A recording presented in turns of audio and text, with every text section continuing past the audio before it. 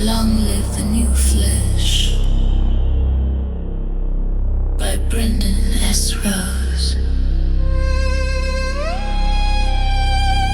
So I'm just waiting here for you. I'm just waiting for you. I'm just waiting and waiting and waiting and waiting for you. Looks like you're not coming. This one'll do. Hello, Nancy, I'm waiting for you. I'm waiting for you. I'm waiting for you. I'm just waiting for you to notice. I'm just waiting for you to notice, Nancy. I'm just here waiting for you. I'm just waiting for you to notice. Waiting for you to notice. You've been served notice. You're screwed.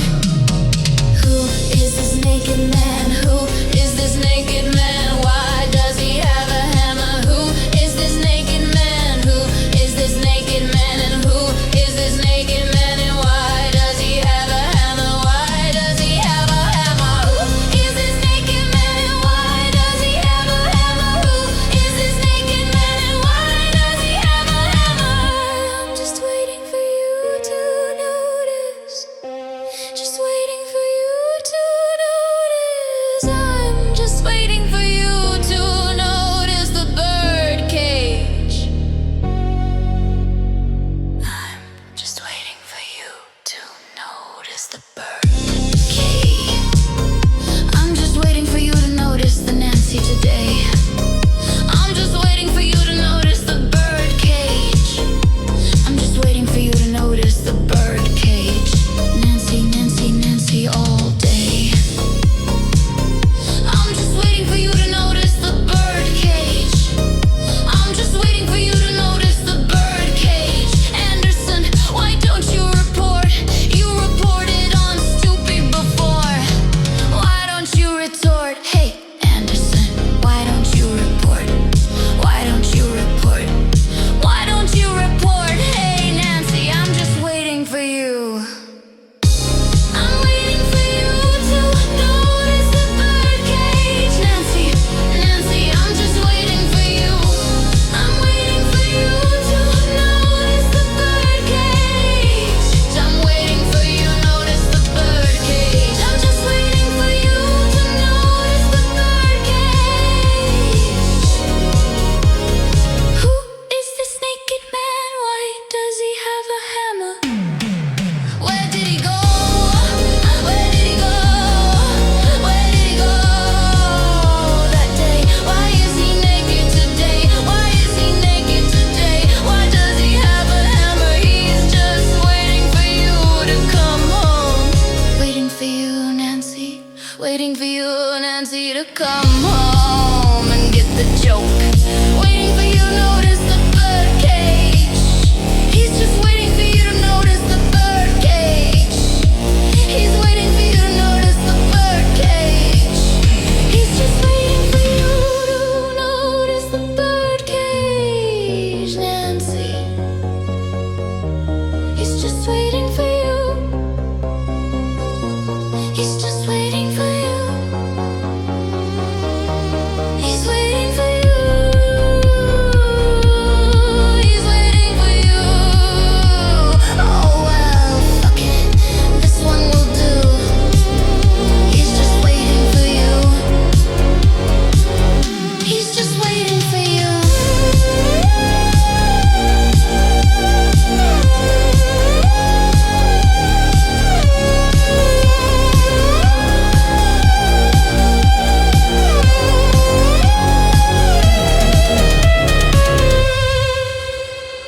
Death to Videodrome, long live the new flesh.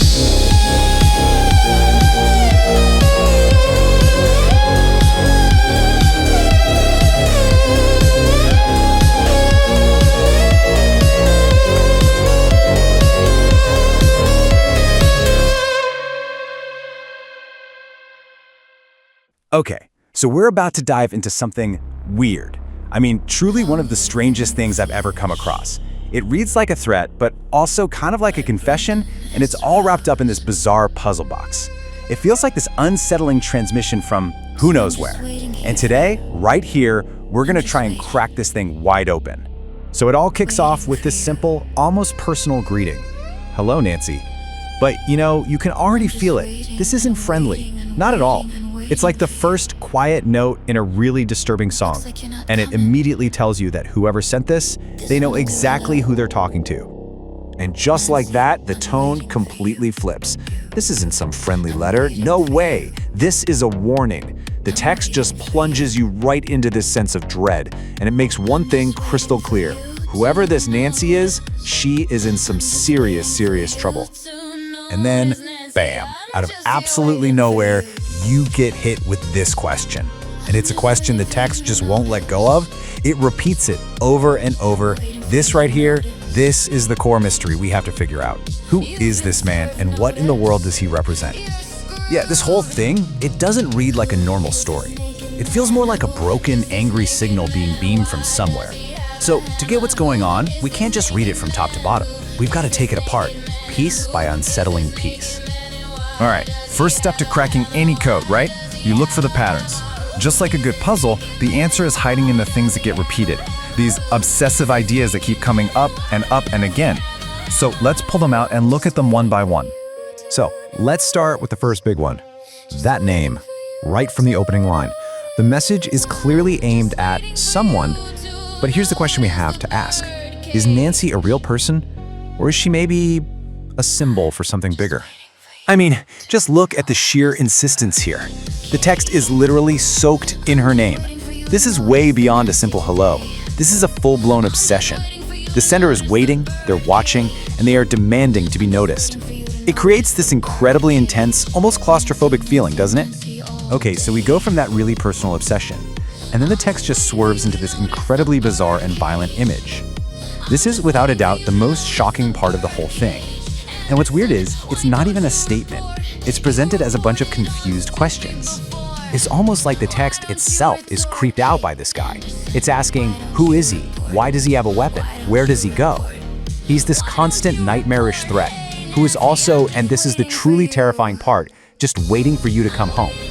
Talk about a total invasion of your personal space. And then there's the third big recurring idea, and it's just as weird. You've got the obsession with Nancy, you've got the naked man with the hammer, and then the text is completely fixated on a birdcage. I mean, really?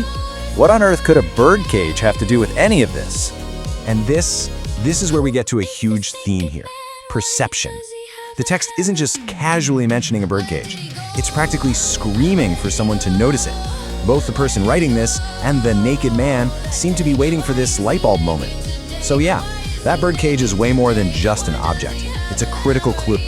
Okay, so let's recap where we are. We're left with this pile of clues. A weirdly specific obsession with someone named Nancy, a nightmarish vision of a naked guy with a hammer, and this desperate plea to just notice a birdcage. At first glance, these things have absolutely zero in common. So, what's the connection? How do we tie all this together? Well, it turns out there's a key, a single line, hidden way down at the end of the text that completely changes how you see everything we've just looked at. This, right here, is the moment the whole puzzle box clicks open. And there it is, this bizarre, all-caps, super specific statement. It feels completely different from everything else in the text, and it is by far our single biggest clue. Now, if you happen to recognize this quote, the whole mystery is probably already starting to unravel for you. See, this isn't just some random shouting into the void. This is a direct quote from David Cronenberg's bonkers 1983 horror film, Videodrome, a movie that is all about media, violence, and what happens when reality starts to break down. So this whole text, it's not just a threat, it's actually a piece of media criticism, just in a really strange disguise. So to finally decode this message, we need to get into the headspace of Videodrome. We need a quick crash course in its whole philosophy, because this text is speaking the language of the film, and we need to learn how to translate it. Okay, so at the absolute core of this movie is a concept called the new flesh. And the idea is basically this. Media, especially TV, isn't just something passive that we watch. It can actually physically change us. It can warp our reality so much that the line between the TV screen and our own skin just dissolves. So the movie's all about how media can be like a hallucinatory drug, right? How the violence we see on screen can literally bleed out into the real world, and how we can end up trapped by the very shows we consume. And, all of a sudden, our weird cryptic text is starting to sound an awful lot like a checklist of these exact themes. All right, so we've got our key. We understand the language it's speaking. So let's go back to those weird motifs and see what they look like now that we have our Videodrome decoder glasses on. So that naked man with a hammer, he's not a real dude. He's the physical embodiment of screen violence. Think of him as raw, unfiltered media that's become so powerful, it's literally smashing through the screen and into our world. He is, for all intents and purposes, a living, breathing broadcast. And what about the birdcage? Why was it so important to notice it? Well, it's a metaphor for the TV set. It's a box that holds pictures, sure, but it's also a cage that traps the person watching. So, to notice the birdcage means finally realizing that you're being watched and trapped by the very media you're consuming. Which brings us back to Nancy. So who is she? Well, she isn't one specific person. Nancy is a stand-in for all of us. She's the passive viewer sitting at home, the audience that's being personally targeted and threatened by this invasive broadcast.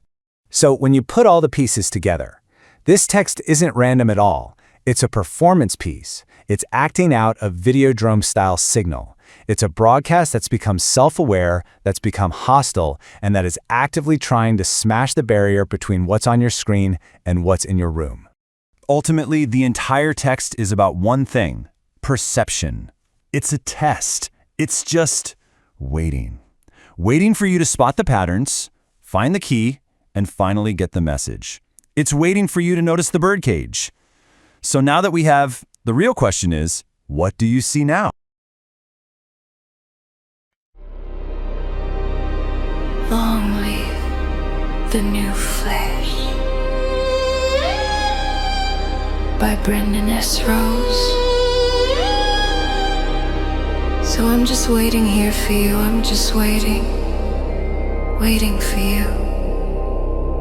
I'm just waiting and waiting and waiting and waiting for you. Looks like you're not coming. This one will do. Hello, Nancy. I'm waiting for you, you. I'm waiting for you. I'm waiting for you. I'm just waiting for you to notice. I'm just waiting for you to notice, Nancy. I'm just here waiting for you. I'm just waiting for you to notice. Waiting for you to notice. You've been served notice.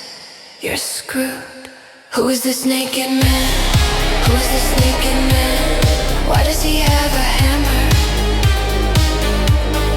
Who is this naked man? Who is this naked man? Who is this naked man? And why does he have a hammer? Why does he have a hammer? Who is this naked man? And why does he have a hammer? Who is this naked man? And why does he have a hammer? I'm just waiting for you to notice. Just waiting for you to notice. I'm just waiting for you to notice the bird cage. I'm just waiting for you to notice the bird cage. I'm just waiting for you to notice the Nancy today. I'm just waiting for you to notice the bird cage. I'm just waiting for you to notice the bird cage. Nancy, Nancy, Nancy all day. I'm just waiting for you to notice the bird cage. I'm just waiting for you to notice the bird cage. Anderson, why don't you report? You reported on stupid before. Why don't you retort? Hey,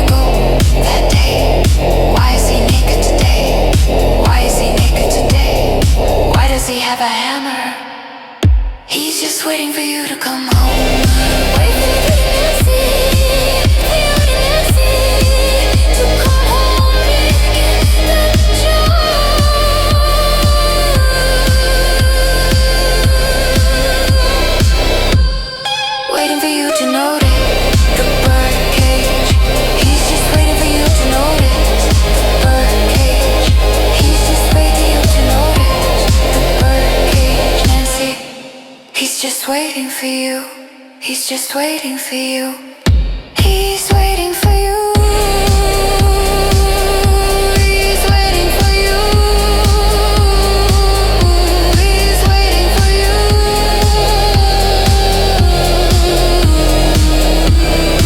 Oh well, fuck it. This one will do. He's just waiting for you. He's just waiting for you. Death to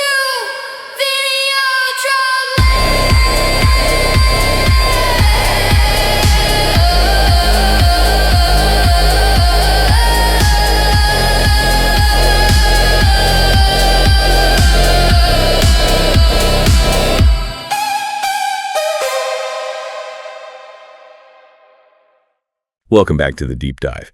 Today we're doing something a little different. It feels less like a deep dive and more like an extraction mission. That's a good way to put it. We're looking at this single, incredibly concentrated piece of what feels like, I don't know, psychological warfare. We're talking about Long Live the New Flesh by Brendan S. Rose. It really is a singular text, but, it comes to us in these fragmented sources. We've got the written files, PDFs, and then those 2 audio recordings. The audio is intense. Oh, incredibly intense. And the strangest part is how they're all nearly identical. What we have here isn't a story in the way we usually think of one. It's a recursive stream of consciousness. Recursive is the word for it. It's a text built almost entirely on repetition. Exactly. On maybe a dozen core phrases that are just hammered home until they stop being, descriptive. They become something else. They become obsessive. Ritualistic mantras, almost. Yeah. Okay, so let's try to unpack this. Our mission today is to take this profoundly unsettling material, this document of fixation and potential violence, and try to extract the meaning from it. To find the narrative structure, the critique that's sort of buried in that relentless repetition. Right, we have to figure out what's happening when language itself just breaks down and all you have left is this urgency. And that's the key, isn't it? The style is the subject here. The repetition, it immediately creates tension. It builds this sense of mounting fixation. You feel it instantly. It's designed to overwhelm you, whether you're reading it or listening to it. It forces you into the narrator's own closed mental loop. And right away, we're thrown into the 2 core ideas that seem to anchor the entire thing. 2 intertwined dynamics, yeah. First, this intense, almost desperate state of waiting. And second, the specific person all of this anticipation is focused on. The target. Nancy. Doesn't ease you in at all. It feels like we've just stumbled into the final, agonizing countdown of someone's complete psychological collapse. Oh, absolutely. The obsession is already fully formed by the time we arrive. So let's start right there, right where the text starts, with that central motif. The endless, agonizing wait. It's the foundation of everything. The opening structure is almost painful in how it's drawn out. It doesn't just say he's waiting it. It compounds it. Can you read that first part? Yeah, it goes, so I'm just waiting here for you. I'm just waiting for you. I'm just waiting for you. See, the sentence physically gets longer as the tension ratchets up. Exactly. So what is that grammatical escalation, that stretching? Tell us about the narrator's mindset right from the get-go. Well, when you repeat an action 4 times like that, waiting and waiting and waiting and waiting, it's clearly not about measuring time anymore. All right, it's something else. It becomes a psychological mechanism. The narrator is turning what should be a passive thing, waiting, into this incredibly active, almost physically painful fixation. It's like he's trying to make it happen through sheer force of will. Precisely. It's a verbal ritual. He's trying to force the you he's waiting for into existence just by saying it enough. It's almost hypnotic, really. It's like doom scrolling, that same loop. That's a great analogy. The more you repeat the mental loop, the deeper you sink. The rhythm traps the speaker, and by extension, it traps us. And at first, that target is just a generalized you.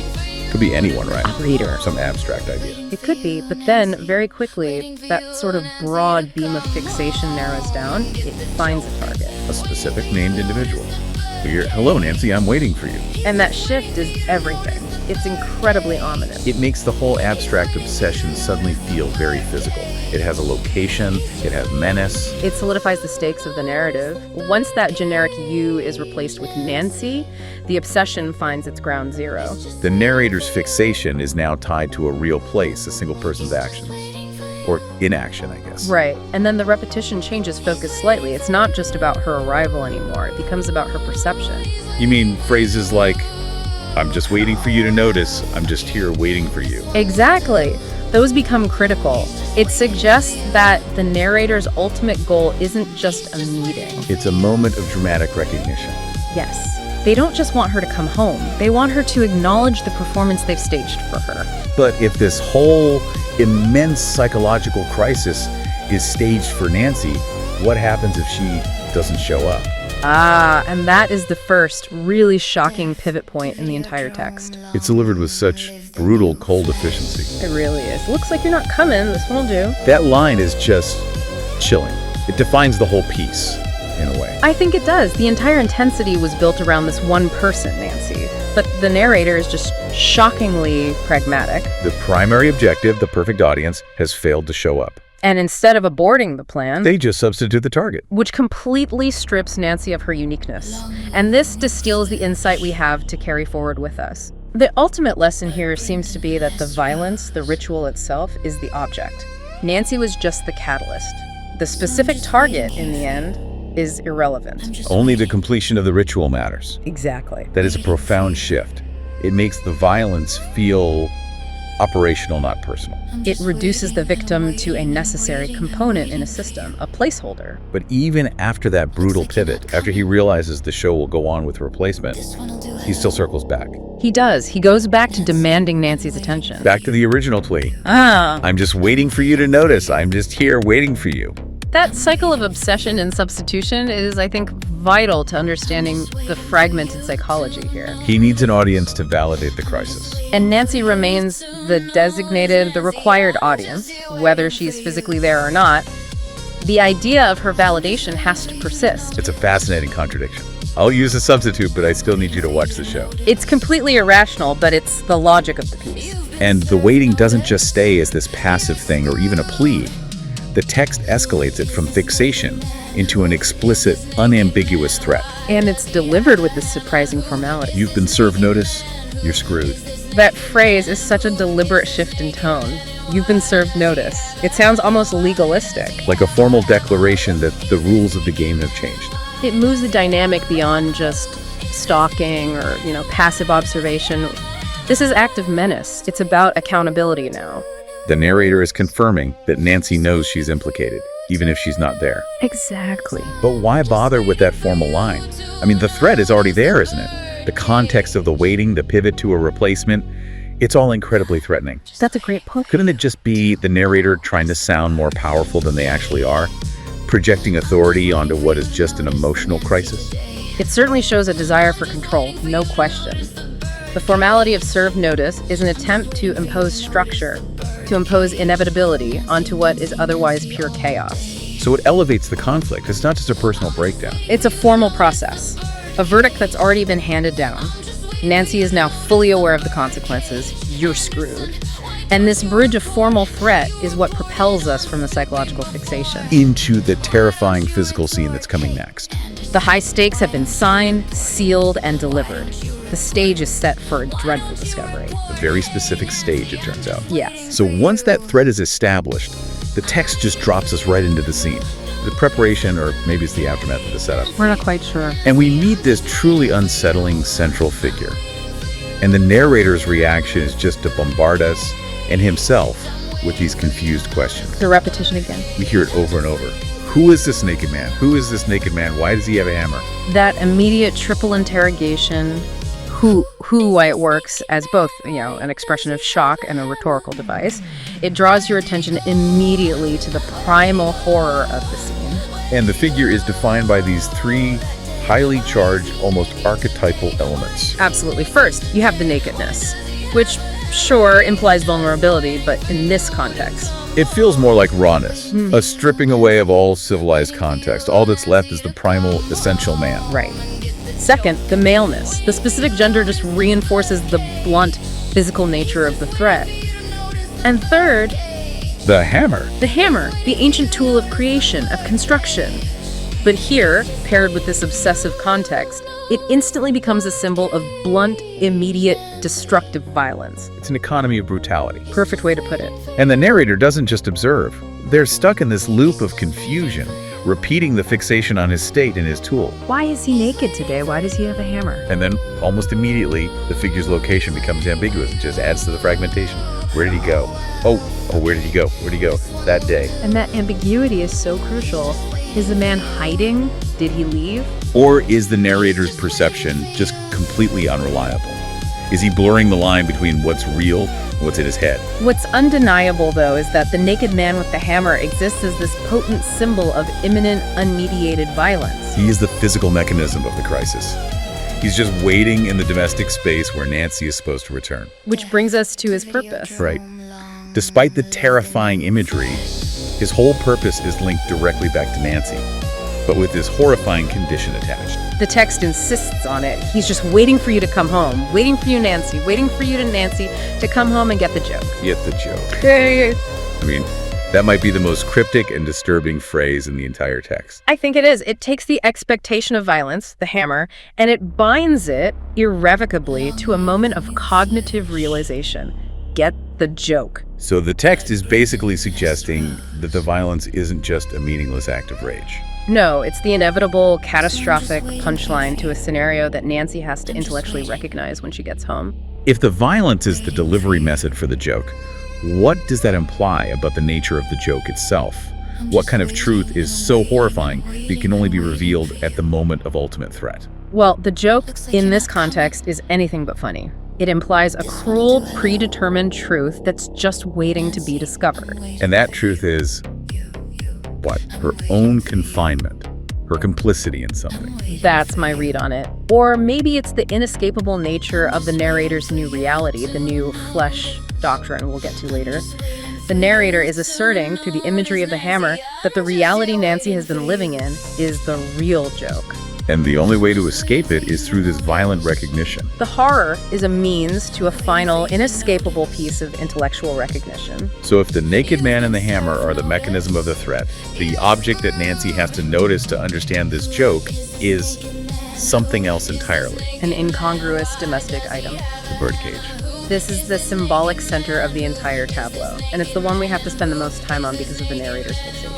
You see this frantic, desperate repetition of the phrase, "I'm just waiting for you to notice the birdcage," over and over. Often with extreme urgency, the exclamation points in the written source.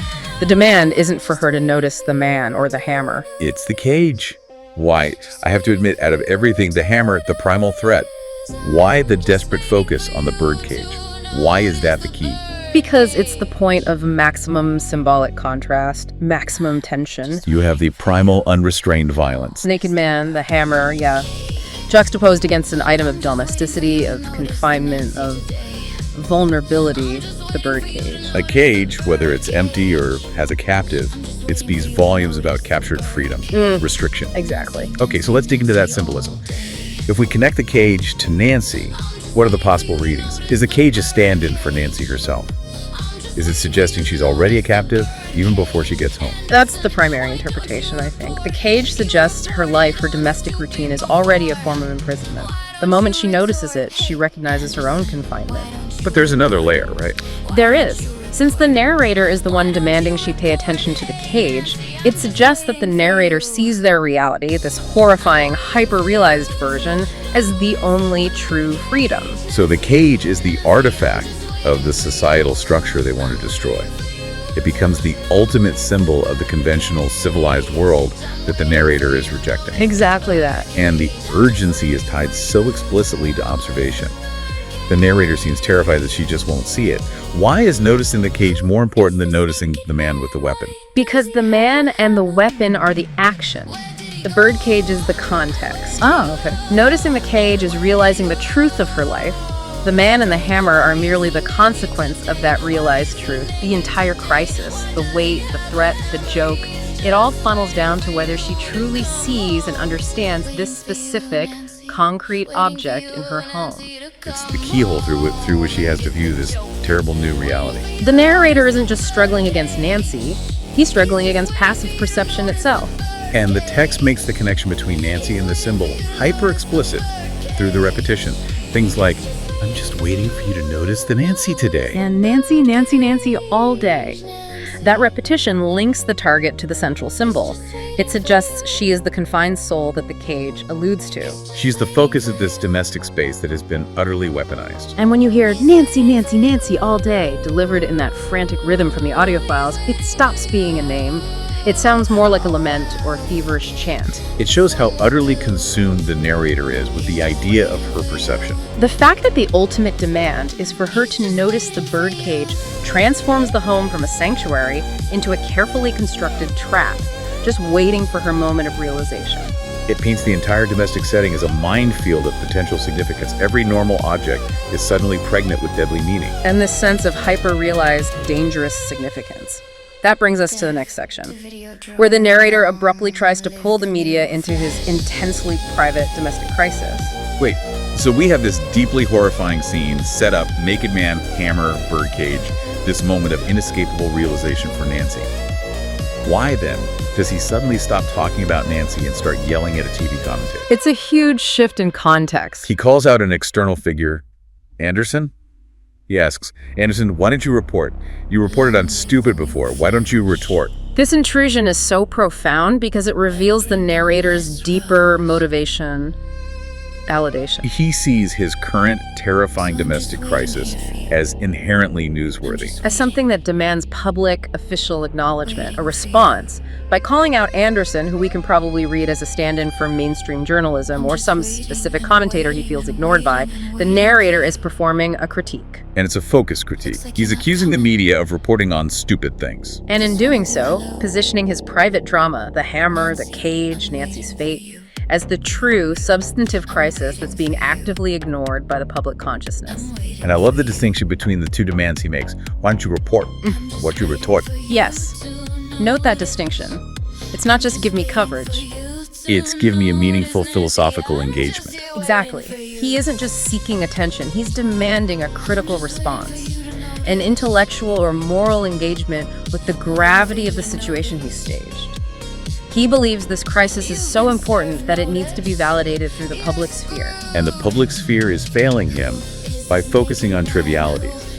It suggests the narrator feels he's discovered the true underlying reality of the world, and he's furious that the institutions designed to report on reality, the media, are just ignoring it. But this critique of media attention is then immediately followed by this jarring, almost unbelievable shift in one of the audio sources. Right in the middle of all the menace. We get this sudden blast of highly structured, corporate commercial language. The whiplash is almost physical. We go instantly from the raw, visceral landscape of the hammer to the polished veneer of high commerce. The host in the audio suddenly starts talking about a spring collection, introducing the Managi line.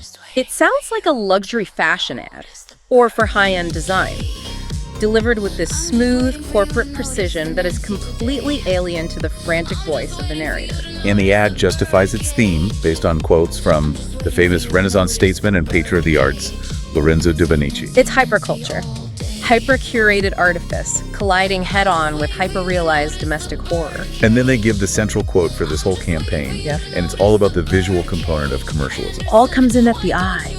The eye is the window of the soul. So this commercial message is promising that through curated vision, through consumption, you gain insight into the soul. Which is a devastating juxtaposition when you connect it back to the core narrative. Right. The narrator is desperately begging Nancy to notice a specific, terrifying reality. The birdcage, the man with the hammer, which represents a painful, violent truth.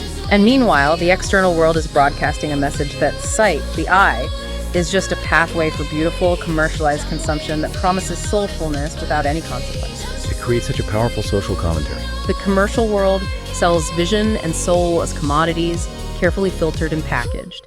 It's the ultimate mediated reality. And the narrator's reality, the one he's demanding Nancy see, suggests that true perception, seeing the birdcage, getting the joke, is painful, violent, and actively avoided by the mainstream. So the Managi line, with its refined Renaissance quotes, is the perfect representation of the stupid things that Anderson is reporting on. It's the spectacle, the distraction, the very thing obscuring the terrifying truth in Nancy's home. Precisely. And then the narrator throws in that cynical line about its commercial success. I think that even Pete ought to be able to sell out of a classy campaign like that. The narrator is suggesting that even a theme as lofty as the eye being the window of the soul is, at the end of the day, just reduced to a successful sales pitch, a shallow transaction. The commercialization of sight destroys its spiritual potential. Yeah. Why notice a birdcage when you can look at the latest spring collection? The text is suggesting that the entire apparatus of modern society, media, commerce is designed to prevent Nancy and us from noticing the terrifying truth the narrator has prepared. So the internal psychological crisis is a direct response to this overwhelming external mediation. It frames the domestic scene not just as a breakdown, but as a revolutionary act, an act of forcing unmediated reality back onto the world. The narrator is using raw, visceral shock to break through the classy campaign and the stupid reporting. The clash between those two worlds, the raw, fragmented speech of menace and the smooth, structured language of marketing, is maybe the sharpest tool the author uses to show the two competing realities in the text. And that contrast brings us directly to the concluding absolute doctrine. So as the tension reaches its peak, he's tried to compel Nancy to notice, he's critiqued the media, he's presented this terrible tableau. The narrator seems to reach a final point of resignation. Or fatalistic acceptance. It brings us right back to that original operational pivot. He says, oh, well, faff it. This one will do. And that phrase is the narrative mechanism for resolution. It confirms the crisis won't be wasted. The waiting game is finally over. By resigning himself to the substitute target, the narrator reinforces that it's the principle of the act that matters, not the identity of the victim. And given the high degree of repetition throughout the text, this final decision feels less like a choice and more like an inevitable, brutal conclusion demanded by the narrator's broken reality. It's the ultimate statement of functional ritualistic violence. The obsession is satisfied not by the perfect arrival of Nancy, But by any substitute who allows the central ritualistic act to happen and the doctrine to be proclaimed. and that act of final resolution immediately gives way to the text manifesto, the absolute conclusion that the author is determined to leave us with. The source material ends with these powerful, capitalized, non-negotiable slogans. Death to Videodrome, long live the new flesh. An explosive conclusion. Yeah. For our listeners who might not be familiar with that specific cultural reference, can we define the terms here? What exactly is the Videodrome that the narrator wants to kill? Absolutely. So that phrase is a direct borrowing from the end of the 1983 horror film Videodrome by David Cronenberg. Right. In that context, Videodrome represents the total immersion into screen-based, hyper-mediated reality. It's a passive submission to spectacle that literally mutates and degrades the human body and mind. It's a world where television and screens control your perception. So for the narrator of this text, the Videodrome is everything he just critiqued. It's the stupid reporting, the commercial campaigns, the failure of Nancy to notice the horrifying truth. Exactly. The narrator's whole struggle for recognition, the critique of the media's failure to retort, the irony of the Manji line, quote, all of it is a battle against the pervasive effect of the Videodrome. And the alternative he offers is the revolutionary call. Long live the new flesh. If Videodrome is the passive, technological, mediated reality, then the new flesh is the embrace of visceral, unmediated, raw existence. It's the reality of the naked man, the bluntness of the hammer, the stark truth of the birdcage. It posits that the only way to achieve authenticity is through this painful, non-technological, often shocking physical experience. The repetition and the impending violence throughout the text are just tools to bring about this rebirth into the new F-life. It's the ultimate countercultural statement against screen culture. It demands a return to the physical body and its immediate, shocking truths. And that specific variation you find in the audio files, Death to Videodrome, that just reinforces the anti-media message. Right, it makes it even clearer. This is a rejection of passive, distant spectatorship. It solidifies the interpretation that the crisis is a political or philosophical statement against modern mediation, using domestic terror as its metaphor. And the intense repetition that dominated the whole text serves to just hammer home that message, that the obsession and the violence are necessary tools to break through the veil of mediated distraction. And usher in a bloody but authentic existence. The exclamation points are the revolutionary zeal behind this absolute doctrine. The narrator isn't just mentally broken. He's actively trying to create a new, painful, and terrifying reality based on this doctrine. That's the core of it. So if we look back at this unusual and disturbing deep dive, we've actually managed to find a profound structure inside all that chaos and repetition. We have. We've established the central narrative arc. the narrator's obsessive wait for Nancy, which then transitions to that operational substitution, which fulfills the need for the ritual. And we've analyzed the terrifying tableau. The primal threat of the naked man and the hammer contrasted so sharply with the core symbol of vulnerability and perception, the birdcage. Crucially, we've seen how this domestic crisis is not isolated. It's framed within a broader cultural critique. The narrator's struggle for recognition demanding Anderson retort, and that jarring interruption of commercial messaging, it all underscores his final, absolute doctrine. Which is that the only way to escape the spectacle of the Videodrome is by embracing a raw, unmediated new rankle FOEH. The repetition wasn't just psychological noise. It was the mechanism. It was designed to force us and Nancy to notice the truth. The entire narrative revolves around perception, doesn't it? Around noticing the truth that's underneath. Nancy is told to come home and get the joke, and she is desperately needed to notice the birdcage. Given the context of the naked man and the hammer, the threat of blunt, inescapable violence, the source material implies that this joke is the catastrophic consequence of ignoring that truth. And the ultimate identity of the victim, or the viewer who finally gets it, is so tragically complicated by that one pragmatic operational phrase. This one will do. If the original desired target isn't there, the act still serves the joke. The doctrine is still satisfied. What does that substitution imply about the universality of the victim? Does the new flesh doctrine truly care who is sacrificed, as long as the principle of the unmediated act is honored? It raises a provocative question, doesn't it? Is the new flesh just a doctrine of required sacrifice, where the identity of the person sacrificed is ultimately meaningless, serving only as proof that the Videodrome can be broken? That is something for you to consider as you process this fragmented and deeply unsettling narrative. Long live the new flame by Brendan S. Rose. So I'm just waiting here for you. I'm just waiting and waiting and waiting and waiting for you. Looks like you're not coming. This one'll do. Hello, Nancy, I'm waiting for you. I'm waiting for you. I'm waiting for you.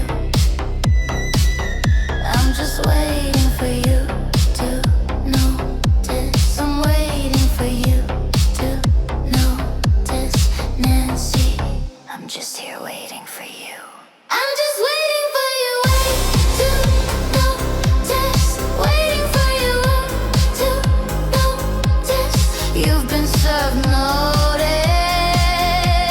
You're screwed. Who is this naked man? Who is this naked man? Why does he have a hammer? Who is this naked man? Who is this naked man? Who is this naked man? And why does he have a hammer? Why does he have a hammer? Why does he have a hammer? Why does he have a hammer?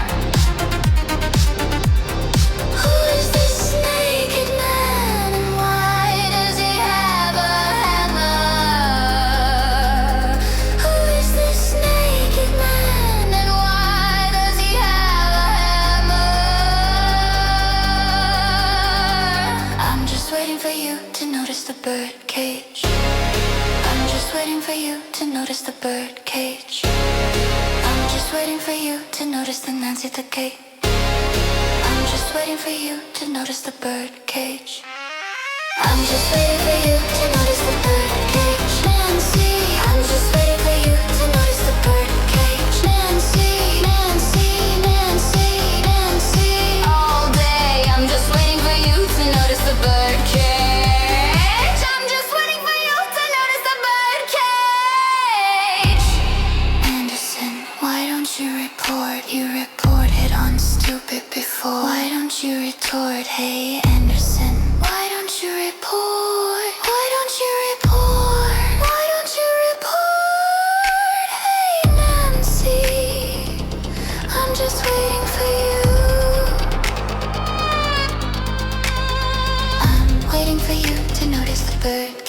Nancy, Nancy, I'm just waiting for you.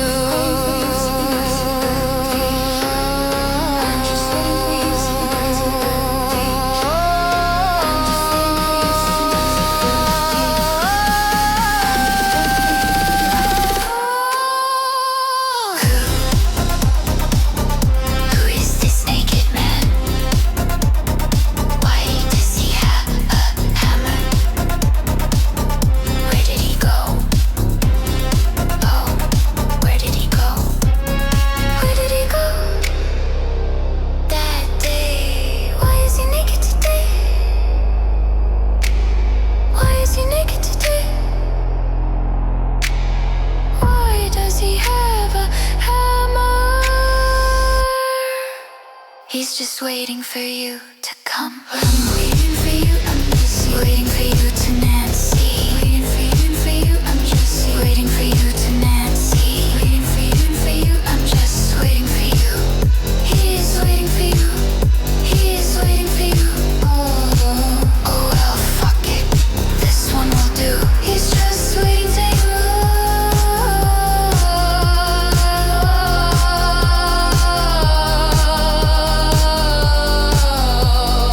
He's just waiting for you. Death to Videodrome, long live the new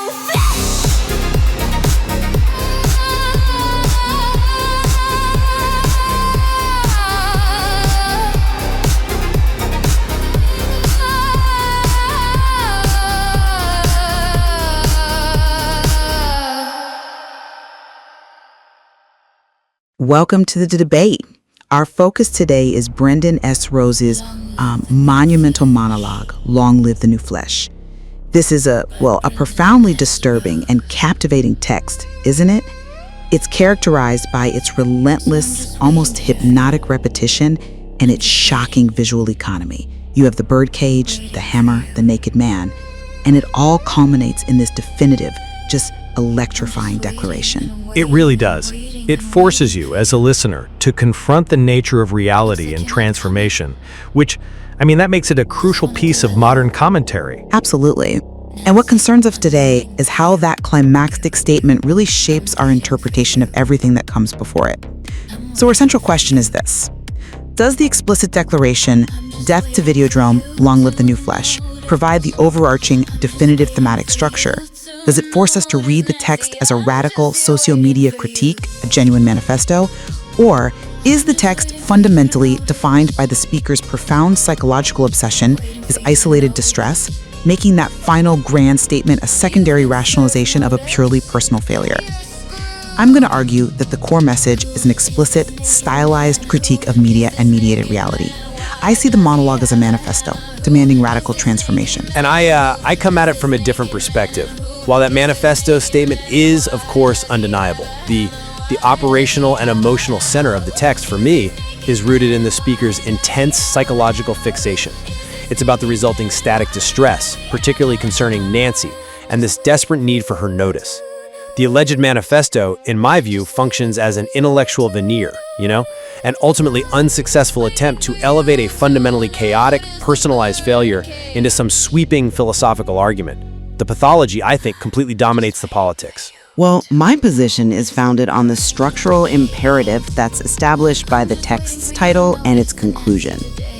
These elements define the intellectual lineage of the monologue. The phrase new flesh, which is drawn from this wider intellectual discussion around technological embodiment, it establishes that the entire text is a rejection of synthetic mediated existence, what is explicitly named the Videodrome, in favor of an authentic and often painfully embodied reality. This isn't just anxiety, it's an urgent philosophical imperative. The speaker's wait for Nancy, it's specifically designed to awaken her from her mediated stupor, insisting she has been served notice, she's screwed. This awareness is the necessary precursor to action. I see why you think that, but I would frame the structure differently. If we really examine the core mechanics of the speaker's language, the overwhelming feature is its static repetition. We hear, I'm just waiting, and waiting, and waiting, and waiting for you. This is paired with these cyclical, unanswered questions about the naked man and the hammer, and the constant nagging demand for Nancy to notice the birdcage. This extreme stasis, this kind of arrested mind state, it's just antithetical to a forward-moving manifesto. Manifestos articulate a pathway forward. This speaker is locked in a private loop, passively waiting for confirmation that his immediate localized reality has been observed and validated by one person. But the evidence for the critique is anchored by specific external references that define its scope. The monologue invokes the Manigi line Spring Collection and its theme, specifically quoting Lorenzo Dubanici, all comes in at the eye. The eye is the window of the soul. This is a high-density textural marker.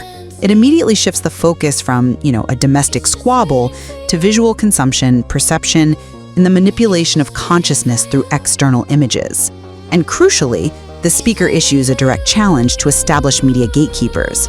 Anderson, why don't you report? You reported on stupid before. These are clear intellectual engagements with external systems. They demonstrate the speaker's preoccupation is systemic critique, which for me overshadows the purely personal plea to Nancy. That's a compelling argument, but I fundamentally disagree that these brief citations carry the weight of the entire thematic structure. The engine that drives the text is so intensely personalized and object-oriented. The speaker's desire is for Nancy to come home and get the joke. And what is the joke? The specifics of their domestic situation, culminating in the demand to notice the birdcage.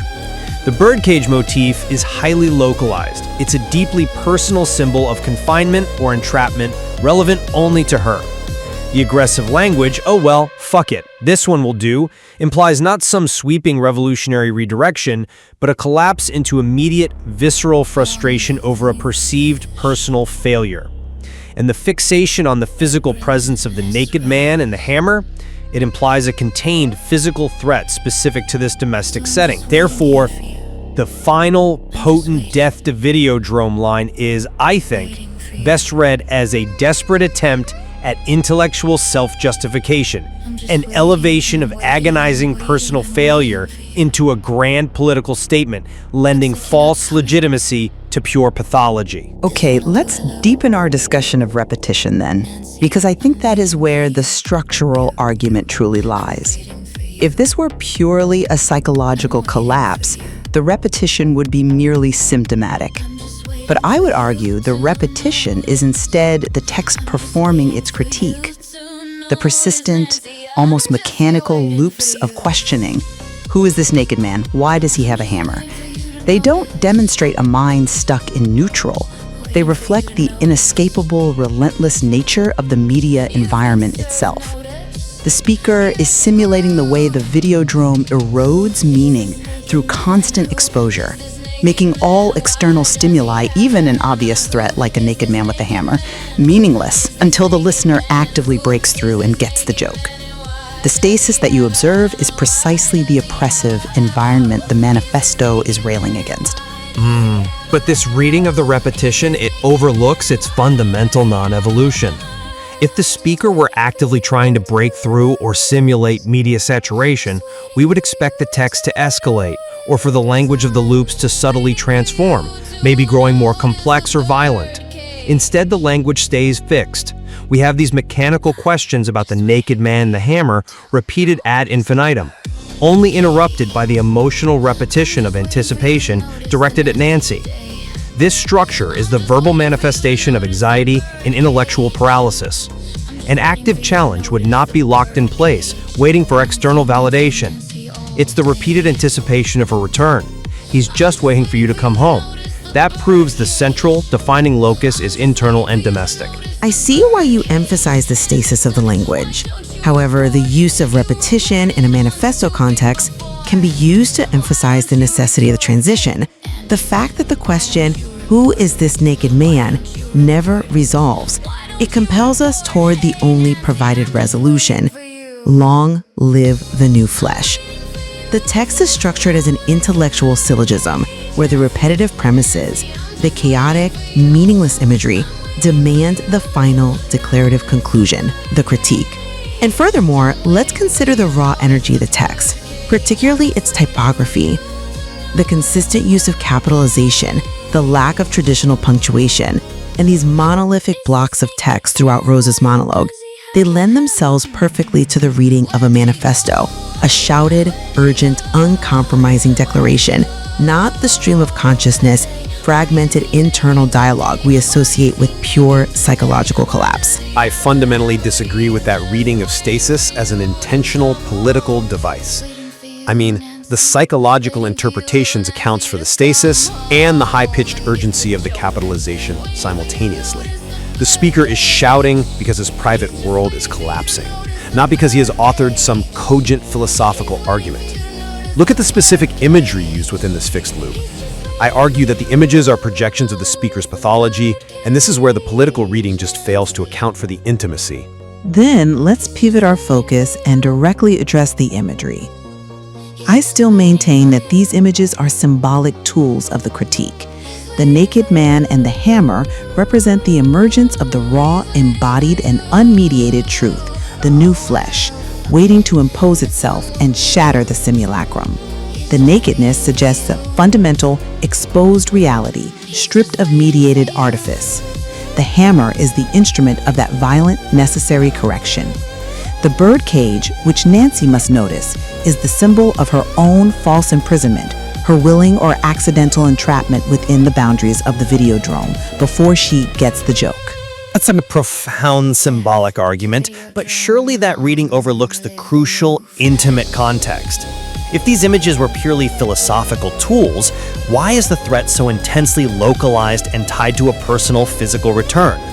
The text repeats, "He's just waiting for you to come home," directed specifically at Nancy. The violence, the vulnerability, and the waiting are all domestic. The speaker is obsessed with her failure to notice a contained, private symbol, the birdcage, not a generalized societal failure to perceive. The intimacy and intensity of the setting suggest that personal pathology overrides the sweeping political reading. The images are projections of an individual's unstable inner world, directed at a singular target, not universal symbols of revolution. I think you constrain the text by insisting the domestic frame must negate the philosophical context. The text uses the domestic setting as the necessary site of revolution. The political crisis has to manifest in the personal. Otherwise, it remains abstract. The challenge is, how does one escape the mediated reality? By forcing a confrontation in the most immediate, inescapable physical space. The home is the final battleground. And the images aren't just symbols. They are the physical embodiment of the shift being demanded.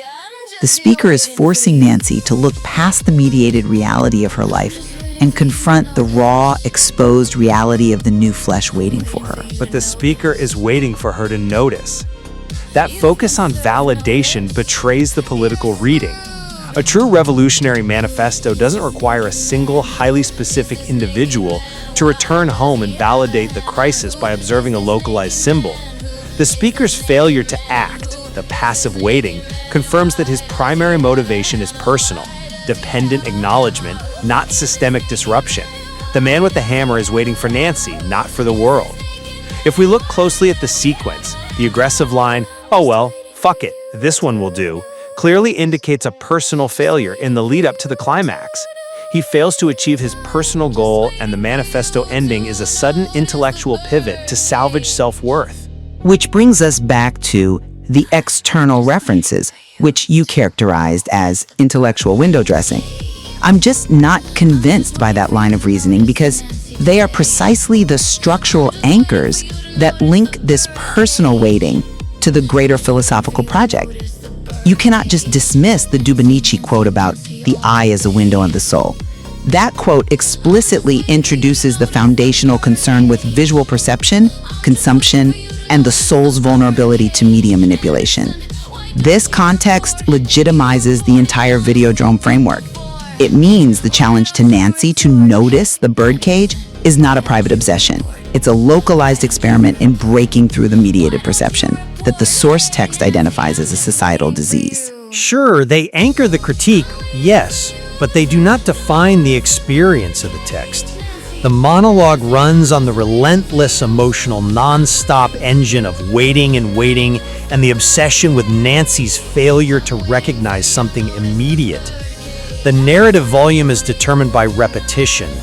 The references to Anderson and the Manigi line, quote, are too fleeting, too undeveloped to compete with the sheer weight of the obsessive, repetitive core, the private joke, the focus on Nancy, Nancy, Nancy. We have to prioritize what the text sustains and repeats, the pathology, over what it briefly cites, the philosophy. But the power of a manifesto is often in its concision, in its ability to anchor vast philosophical concepts with minimal but precise textual markers. The title itself performs the bulk of the interpretive labor. Rose is arguing that this kind of individualized, visceral obsession is the inevitable result of the societal disease, the videodrome, and that the only path out is this highly localized, violent emergence into the new flesh. The structure works precisely by taking the highly personal material, Nancy, the hammer, the home, and funneling it into the sweeping ideological framework of the conclusion. The manifesto provides the meaning. And I argue that the structure works the opposite way. It demonstrates the inability of a sweeping philosophical statement to contain the messy reality of individual collapse. The relentless, non-evolving nature of the speaker's weight confirms that the individual, personalized pathology, this urgent need for Nancy to get the joke, is the dominant narrative force. The speaker is a failed revolutionary who tries to cloak his failure in borrowed ideology. If he were a failed revolutionary, the text would imply that failure. Instead, it concludes with a triumphant, capitalized, unambiguous call to action. Long live the new flesh. But the action never happens within the bounds of the text. He is still waiting. The state of waiting is the definitive statement of the monologue. The philosophical statement remains a potentiality, trapped by the speaker's arrested psychological state. The collapse is immediate. The critique is just aspirational. So, in sum, I maintain that this text is a brilliant and highly stylized manifesto. While it certainly employs the visceral language of personal obsession, that language is strategically deployed to illustrate the urgency of rejecting mediated reality. The structure forces the listener to grapple with the declaration, "Death to Videodrome, long live the new flesh," as the necessary, definitive frame. This framework defines the crisis, the location of the fight, and the required remedy. And I still maintain that the text functions most powerfully as a harrowing depiction of psychological entrapment and intense personal fixation. The speaker is trapped by his own expectations and the specific, immediate physical environment, the birdcage, the hammer, the waiting. The philosophical statement, while powerful, serves as a thematic garnish on a fundamentally visceral, personalized narrative of anticipation and breakdown. The psychological failure remains the true subject, regardless of the concluding rhetorical flourish. Well, it's clear that Rose's powerful material thrives on this foundational tension between the intensely personal narrative and the sweeping thematic declaration. It is a work that cannot be easily categorized. Indeed. And the necessary debate over which element ultimately defines the work, the individual pathology or the cultural critique, ensures there is a great deal more to explore in the brilliant density of this text.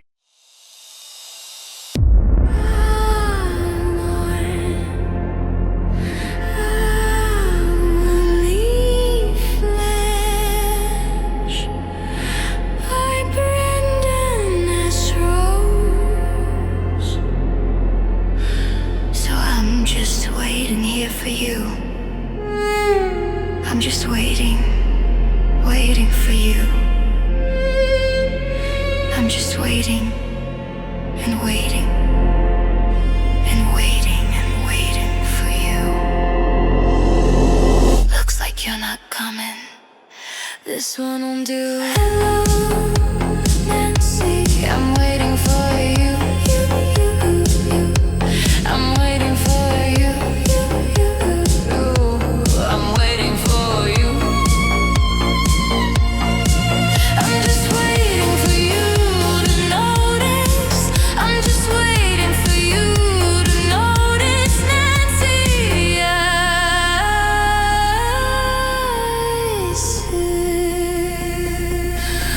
Waiting for you.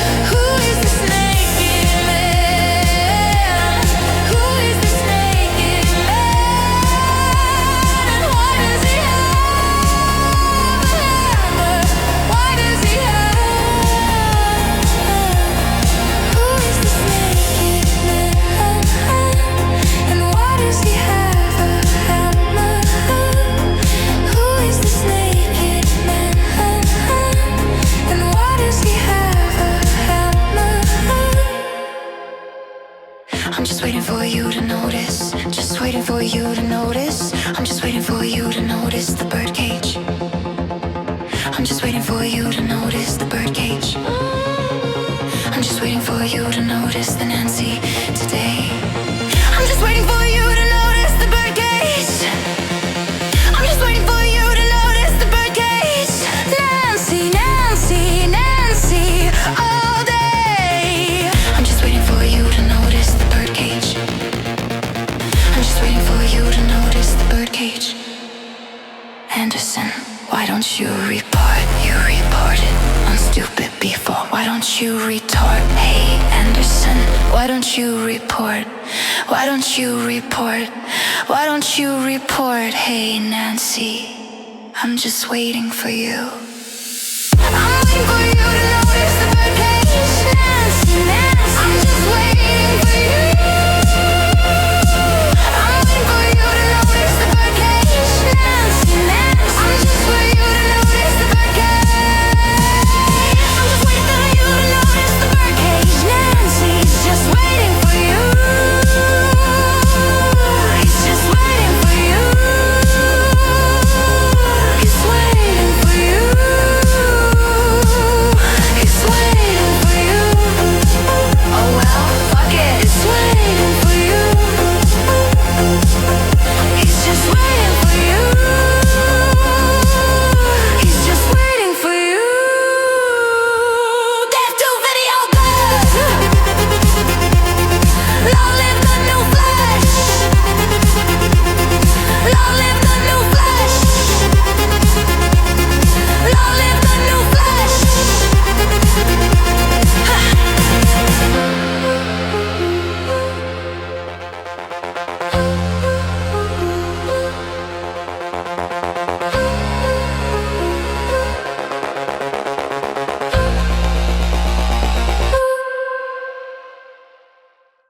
Welcome back to the deep dive. This is where we take the source material you provide. We really just lock ourselves away with it, and we try to distill everything we can, the insights, the connections, and those aha moments that really make a text click. And today is, well, it's something different. A very different kind of deep dive for us. We're stepping away from our usual fare from market reports and historical texts to really immerse ourselves in a single, intense piece of performance art. Yeah, a piece by Brendan S. Rose called Long Live the New Flesh. Exactly. Yeah. And the sources we have are fascinating in how they're layered. It gives us a really unique chance to look at it from multiple angles. It really does. We have the foundational script, the written text in a couple of formats, PDF and a plain text file. But then, and this is the core of it for us today, we have two completely different audio performances. Long Live the New Flesh.mp3 and then Long Live the New Flesh 2.mp3. So it's a really rare opportunity to see how framing and performance choices can just fundamentally alter what a text means. And that brings us to our mission today, which is pretty explicitly comparative. We're aiming to answer the big question that jumped out from these materials. Which of these two audio versions is more effective? I mean, which one really delivers the message, this volatile message at its core? Right. To figure that out, we have to break it all down. Yeah. The core motifs, the narrative, and all the subtle but really crucial differences in how they're paced and the tone between the two files. And the content. Well, it's an immediate psychological assault, isn't it? Oh yeah, no warm-up. You're just plunged right into this world that's defined by this obsessive waiting. And there are these specific figures, Nancy and Anderson, who get called out. And the imagery. I mean, it's so unsettling. This naked man, the hammer, and this desperate, urgent focus on a birdcage. It's less a story and more of a manic experience. Visceral experience, yeah. So I guess we should start where the whole thing begins. This relentless, almost suffocating foundation of the piece, which is just waiting. The obsessive waiting. Let's start there. So no matter which version you're looking at, the text or either of the audio files, the narrator state is identical at the start. It is just this singular, crushing repetition. He just says, I'm just waiting here for you. I'm just waiting for you over and over. And it's not, casual wait. It's not like you're waiting for a train. This is exhaustive. The phrase is repeated so many times it almost stops being words. It becomes this this rhythmic pulse. Yeah, it becomes a texture. I'm just waiting and waiting and waiting and waiting for you. I think I counted it in one section. It's like 20 times in a row, just bang, bang, bang. It doesn't communicate patience at all. It's pure fixation. Fixation, exactly. The narrator is completely locked in this psychological loop. And you as the listener, you're immediately pulled into it. You feel that same claustrophobic pressure building. The psychological function there is just so critical. By dedicating so much of the opening to this one single act, the narrator's entire world, it just compresses. It shrinks down to that one point of focus. It's not just about anticipation. Yeah, it's about setting up this profound vulnerability, this escalating desperation. And the rhythm, like you said, it just builds and builds and builds, and it starts to feel less like language and more like, I don't know, an anxious heartbeat that's about to just explode. And it has to be released, right? That tension can't hold forever. And it breaks with this really crucial turning point. A phrase that signals a resignation, but also something much darker, a kind of intent. That's the moment the wait is officially over. He says, looks like you're not coming, this one will do. Chilling. Just so chilling. It immediately signals this shift from just waiting, from being passive to active substitution, and it's almost violent in its simplicity. It's the pivot. The whole piece turns on that line. The external event, which is Nancy not showing up, has definitively ended the period of grace, if there ever was any. Yeah. And the narrator moves past, just expecting something to happen, and into this calculated action based on her failure to appear. Yeah. And the implied substitution, I mean, it's so much more menacing than just despair. It suggests there was always a backup plan, a darker one. And we know exactly who this whole horrifying little scene was set up for. The address makes it explicit. Hello, Nancy. I'm waiting for you. So Nancy's absence is the fuse. She's the intended audience who missed her cue. And by doing so, she triggers the performance for someone else. For the one who will do. Or maybe for us, for the listener. Exactly. So this foundation, the excessive weight, the field arrival, the violent pivot, that's consistent across all the source material. It's the psychological baseline. But from that shared point, the two audio versions immediately and violently diverge. Okay, yeah, let's talk about that divergence, because it is the first major clue that we're dealing with two very different artistic projects. Let's call them MP3-1 and MP3-2, just to keep it simple. So good. So MP3-2, it dives right in. It starts cold with that raw monologue. I'm just waiting here for you. It's immediate, it's unfiltered, you're right there in the room with him. But MP3-1, it does something completely different. It's preceded by this elaborate, very polished, and totally jarring corporate satire. It's like a fragment of an ad. Yes. It instantly layers this intense personal obsession with a completely impersonal consumerist frame. The voice is smooth, professional. It's celebrating the, quote, arrival of our spring collection, the Maniji line. It sounds like an advertisement for a luxury brand, perfume or high fashion. It's so at odds with the manic energy that's about to hit you. They even use this sort of highbrow historical stuff to sell it, citing a theme from the famous Renaissance statesman and patron of the arts, Lorenzo di Medici. Who, as far as I can tell, is a completely fabricated name, which makes it even better. Oh, absolutely. It's perfect satire. And the quotes themselves are just pure pseudo-intellectual corporate fluff. The kind of thing you'd see on a gallery wall to sell expensive handbags. All comes in at the eye. The eye is the window of the soul. And there it is. That's a genius move structurally, because MP3-1 immediately introduces these themes of observation, of superficial beauty, of commercialized emotion. It suggests that the audience is already being watched, already being sold to, before the raw biological threat of the main monologue even begins. But what I love is that the piece immediately undercuts its own satire. The speaker in that corporate frame, maybe the marketing guy pitching the campaign, he's immediately cynical about it. After quoting di Medici, he says, I think that even Pete ought to be able to sell out of a classy campaign like that. Oh, God. Oh, God. Yeah. It's this moment of self-aware critique. He's completely complicit in the system he's promoting, but he also despises it. So this corporate intro in MP3-1 is a massive structural decision. It forces you, the listener, to interpret the terror that follows the naked man, the hammer, not just as some isolated psychological breakdown. Right. It might be a consequence of that world, a reaction to this pervasive, aesthetically pleasing, but, fundamentally empty surveillance culture. It suggests the whole quest for the new flesh is a kind of violent, necessary response to the commodification of the soul through the eye of consumerism. profound? So, to put it simply, MP32 gives us a document of an individual crisis. It's raw, it's focused, maximum tension, whereas MP31 gives us a sophisticated piece of cultural commentary that uses that same crisis as an example of systemic failure. And that initial choice, that fork in the road, it defines the entire emotional and intellectual ambition of each performance. It really does. And as a listener, you're immediately forced to decide which context feels more true, which one resonates more. Yeah. It also, it raises the bar for the performance in MP31. The actor has to bridge that huge gap between the detached corporate voice and the manic screaming narrator. A dissonance that MP32, by starting raw, just doesn't have to worry about. It's a much more direct, singular performance. Exactly.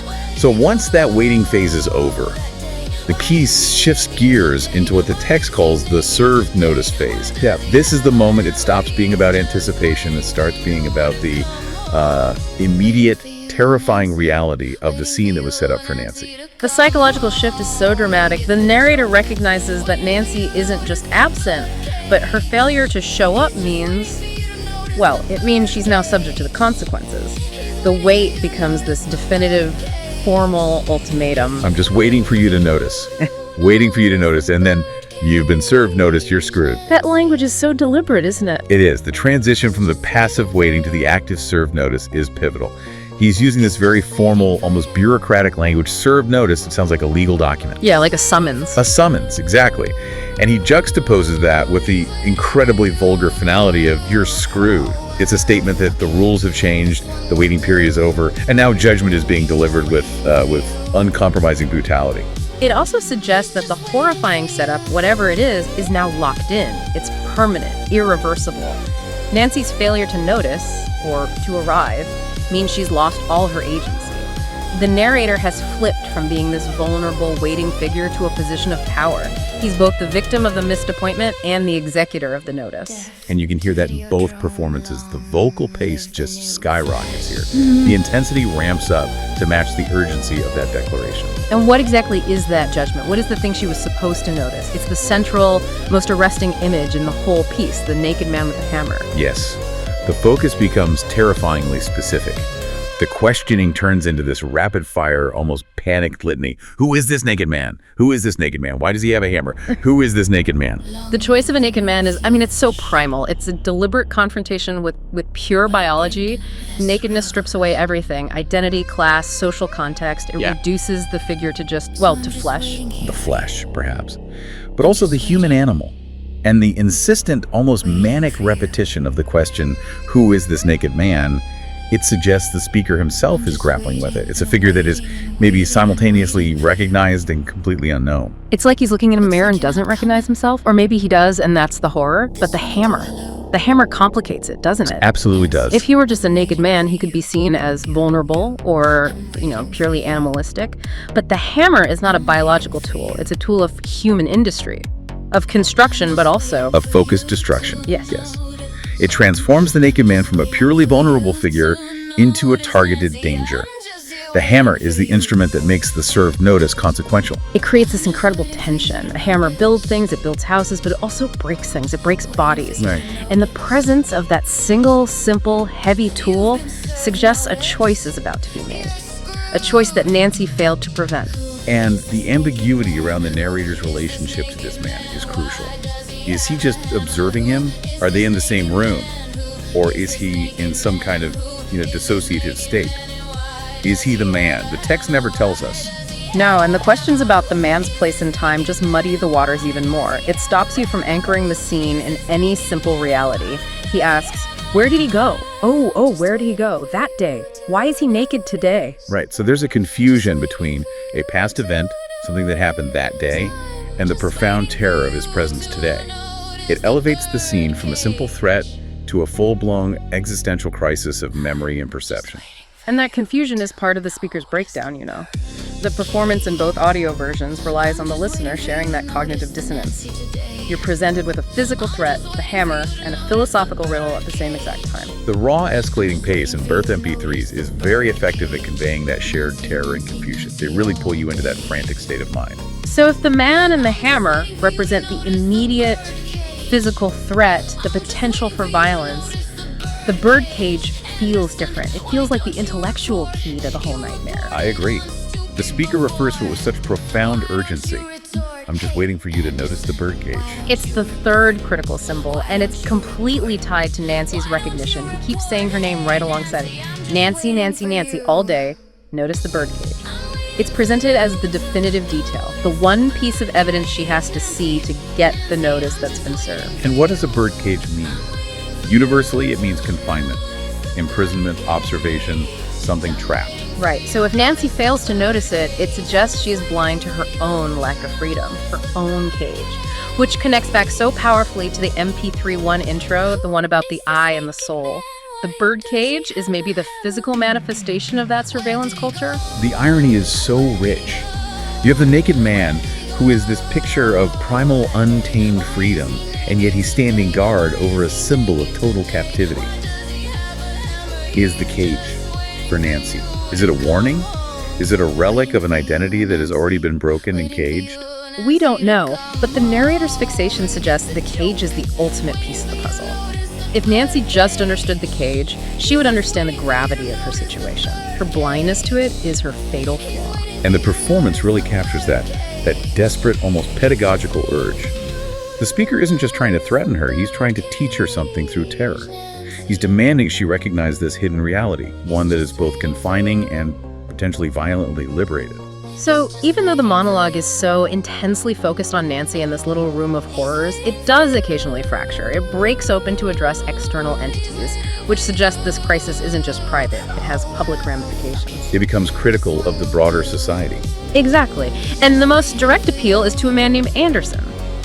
He seems to function as a stand-in for, public discourse or the media. Yeah, journalist or pundit. The narrator's demand is very clear. He wants validation, he wants coverage for what's happening, and the command has two layers. Anderson, why don't you report? You reported on stupid before, why don't you retort? The choice of report and retort is so loaded, isn't it? He's not just asking for objective coverage. He's asking for a counter-argument, a defense, a critical engagement with the horrifying reality he's built. He needs this private terror to be made legitimate through public discussion. And the accusation that comes with it, you reported on stupid before, that is a sharp media critique. It implies that the entire news cycle is focused on trivial, meaningless garbage, on celebrity gossip and consumer trends. On the Maniji Line Spring Collection. Precisely. While this profound, violent, important transformation is happening, and it's being completely ignored by the very people, the media, who are supposed to process reality for us. The narrator is demanding that his terrifying reality should supersede all that cultural noise. It's the ultimate indictment, really. My specific existential crisis is more important than your superficial news reports. But he can't stay focused on the public for long, can he? The private crisis always pulls him back. Immediately. The very next line is, "Hey Nancy, I'm just waiting for you. I'm waiting for you to notice the birdcage." The public validation from Anderson is, in the end, secondary to Nancy's private, necessary recognition. That tension, between needing to be seen by the public and needing to be understood by one person, that's what gives the piece so much of its dramatic energy. The whole setup seems designed to both terrify Nancy and to force Anderson, the media proxy, to acknowledge that some new disturbing truth is emerging. And as the piece builds towards its violent linguistic climax, there's a really subtle but profound shift in agency. The narrator starts to distance himself from the act of waiting. Right, he stops saying, "I'm waiting," and starts handing that responsibility off to the menacing figure in the room. He explains the purpose of the whole vigil. He says, he's just waiting for you to come home. Waiting for you, Nancy. Waiting for you, Nancy, to come home and get the joke. Get the joke! That line changes everything. It transforms the situation from what could be seen as a random act of madness into a carefully constructed piece of macabre theater. It's an intricate riddle. The entire complex, the waiting, the hammer, the cage, it's all a setup for a punchline. And if Nancy understands the joke, she understands the hidden, violent truth of her situation. It implies that the violence isn't random at all. It's philosophically motivated. It's a demand for a moment of profound realization from her. The goal isn't just physical harm. It's forcing her to a specific, painful enlightenment. And you can hear that in the audio. The pace just goes wild here, conveying this final, desperate urge for her to understand before the final slogan is delivered. Which brings us to that slogan. The culmination of this whole intense psychological journey is this final declarative statement. In the written sources, the PDF and the text file, it's delivered like a manifesto. Death to Videodrome, long live the new flesh. All caps, multiple exclamation points. And here we have to pause and give some essential cultural context, because without it, the phrase loses almost all of its power. Right. Videodrome is a direct reference to the David Cronenberg film from 1983. It is, and that movie is a foundational text in media theory and body horror. It deals explicitly with the blurring lines between television, hallucination, political control, and ultimately biological reality. In the film, Videodrome is basically this broadcast signal that causes brain tumors and hallucinations. It literally changes how people see the world and eventually changes their bodies. It's an infectious, addictive form of media that controls people. So when the narrator screams death to Videodrome, he's demanding the destruction of that passive, toxic media consumption. He's rejecting the illusion of reality that it creates. And the second part, Long Live the New Flesh, is the film's own concluding declaration. It's a call to embrace the next phase of human evolution. It's a philosophy that sees technology and media not as external things to be just passively consumed, but as things to be integrated into the body, sometimes violently, sometimes painfully, to achieve a new, truer form of being. It's anti-consumerist, it's anti-passive, it's incredibly visceral. That context just gives the phrase immense weight. It turns the entire monologue from a personal breakdown into a political declaration. The naked man, the hammer, the birdcage, suddenly they look like the painful birth pangs of the new flesh. A necessary, aggressive rejection of the mediated reality of, the Maniji Line Spring Collection. Okay, now let's look closely at the audio variations of this ending, because this is where our central question really comes into focus. Right. MP3-1, the one with the corporate intro, doesn't even deliver the manifesto cleanly, does it? Not at all. It dissolves. It falls apart into these fragmented vocalizations and musical clips. She, me, he, and, you got me holding on. It's just noise. Which suggests that for MP3-1, the collapse into chaos is the final statement. The new flash isn't a coherent slogan, it's just disorientation. And then we have MP3-2, which does offer the slogan, but it subtly changes the words. Instead of Videodrome, we hear death to Videodrome. And instead of new flash, it becomes long live the new flash. That variation is fascinating. Videodrome feels more modern, doesn't it? It invokes surveillance, the unseen recording eye, which, ironically, links back to the eye as the window of the soul. Quote from the intro that MP3-2 left out. It's a great point. And new flash suggests something different too. It suggests a fleeting moment of insight or brilliance, rather than the deep, painful, biological transformation of new flesh. MP3-2 gives us a slightly less definitive ending, a more transient one, maybe more easily digestible than the original, uncompromising text. Which brings us right back to the core of this deep dive, the comparative analysis. Which one of these actually works better? We've established that both versions deliver the same narrative, Core Nancy, the weight, the hammer, the birdcage, but their structural frames make them entirely different experiences, so we have to evaluate which frame is ultimately more effective. Okay, let's break down the emotional arcs. MP3-2 is structurally pure. It's a single, relentless, focused, escalating arc of tension and obsession. It maximizes the sense of being trapped with this person. Its strength is its immediacy. It treats the text like a psychological document, a found recording. The pacing is rapid fire. It amplifies the anxiety. It succeeds brilliantly at just conveying raw tension. But MP3-1 takes that completely different path. It uses calculated dissonance. By starting with that polished, sterile corporate announcement, it establishes this intellectual framework of cultural decay first. So the monologue that follows feels like a violent, necessary reaction to that world. So the question is, does that cheesy corporate talk dilute the terror? I would argue that it doesn't. I think it expands the piece's ambition. MP3-1 transforms the story from a simple personal breakdown into a really sophisticated act of satire. It suggests the terror waiting for Nancy is a direct product of her participation in, or maybe her observation by, this superficial consumer world. Exactly, and the endings really reinforce that divergence. MP3-2 concludes with a modified, but still recognizable manifesto. It offers a kind of violent closure. Whereas MP3-1 just dissolves into abstract noise. It suggests the new flesh, if it ever arrives, isn't a unified political movement with the slogan, just linguistic chaos, total disjunction. The disintegration in MP3-1 leaves you feeling profoundly unsettled, whereas MP3-2 leaves you feeling electrified. The sound design is a big part of it too. MP3-1 uses the contrast between that highly produced intro and the raw, unmixed scream of the monologue. MP3.2 has to rely more on the sheer texture of the voice to create its effects. They achieve terror through two different means, one through calculated context, the other through pure, immediate performance. And even within the monologue, there are those subtle performance shifts. We should talk about the replacement line. Oh well, fuck it. This one will do. In a text so dependent on rhythm and repetition, these minor differences speak volumes. In MP3.1 and the written text, that line is delivered with this cold, decisive finality. Yeah. But in MP3.2, there are these little moments of hesitation, a slight variation where it sounds like he almost says, "This won't do." Yeah, I heard that too. It implies a momentary faltering, a flicker of hope that Nancy might still show up before he commits to the replacement. It completely changes the personality of the speaker, doesn't it? The speaker in MP3.1 feels like this calculated, cold observer who just instantly pivots when a deadline is missed. The speaker in MP3.2 feels, I don't know, slightly more emotionally tormented, like he's battling with the decision. That's a great way to put it. And then there's the manifesto itself.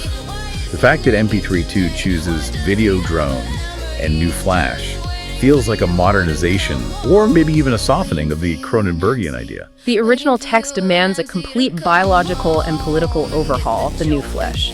The audio in MP3.2 delivers a burst of insight, the new flash. It's a subtle shift from lasting revolution to a more transient revelation. So this is it, the synthesis. We have two incredibly strong but structurally divergent interpretations of the same intense source. If we have to argue which one is the more effective delivery system for the central critique, Yeah. where do we land? I have my thoughts, but you go first. Okay. I think if the primary goal is to maximize raw, immediate psychological tension, if it's about making the listener feel trapped in that room with the narrator, then I still think MP3.2 is arguably the more effective performance. It is relentless. It is focused. It provides no safety net, no intellectual distance. It just throws you into the horror show. Yeah, I understand that argument for raw intensity, I really do, but I think that sacrifices depth. For me, MP3.1 is the ultimately richer, more compelling piece of cultural and media commentary. Okay. The inclusion of that Managee line material, the window of the soul quote, it provides essential context that elevates the entire piece. It's not just a guy having a breakdown anymore. It creates a complete narrative loop. Society, in the form of that corporate intro, creates the condition for the terror, the naked man. And the result of that conflict is total disintegration, the fragmented outro. So you're arguing that the meaning of the piece is dramatically enhanced by that satirical framing. Even if it slightly diminishes the immediate gut-level terror, the dissonance becomes the message. Exactly. MP3.1 argues that the naked man and the hammer are the direct consequences of a world where everything, even the soul, is commodified and observed. A world that only pretends to care. MP3.2 gives us the horror, but MP3.1 gives us the why. It seems the final assessment really depends on what the listener is looking for then. If you want a teat, escalating narrative of personal violence, MP3.2 is superior. But if you want that personal violence to serve as a scathing indictment of superficial commercial culture, then MP3.1 provides the intellectual scaffolding you need for that interpretation. They're both, masterclasses in adapting the same violent manifesto for completely different aesthetic goals. I think that's a fair conclusion. Well, this has been an incredibly dense deep dive. We've tracked the obsessive wait for Nancy, we've looked at the terrifying potential of the naked man and the hammer, and the critical, unresolved puzzle of the birdcage.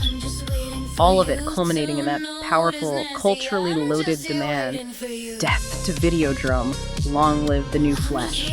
And we've established that while the core story is consistent, the structural framing in the two audio performances just fundamentally changes the experience. MP3.2 is pure, intense threat, while MP3.1 uses satire and fragmented sound to shift the whole interpretation toward the profound statement on media and surveillance. So for you, the learner who shared this fascinating material with us, I think the key takeaway is that when you're looking at any piece of art, especially performance, context is everything. Understanding this text required us to pay attention not just to what was being screamed, but how the surrounding material framed that central manic breakdown. And we'll leave you with a final provocative thought to carry forward. If the naked man with the hammer is waiting for Nancy to get the joke, and if that joke is rooted in the Managee line, quote, that the eye is the window of the soul, then what if the bird cage isn't just a prop for Nancy?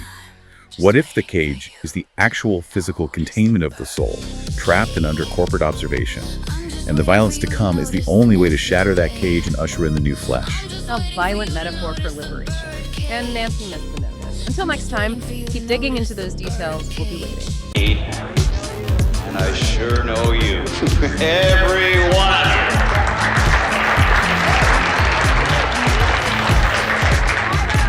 We're here to celebrate the arrival of our spring collection, the Medici line. And our theme for this year is based on two quotes from the famous Renaissance statesman and patron of the arts, Lorenzo de Medici.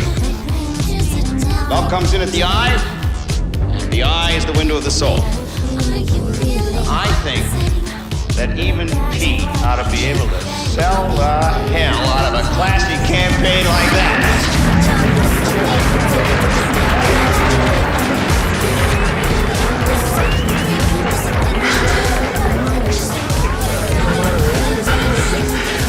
Oh, God. No. So I'm just waiting here for you. Just waiting for you. I'm just waiting for you. Looks like you're not coming. This one will do. Hello, Nancy, I'm waiting for you.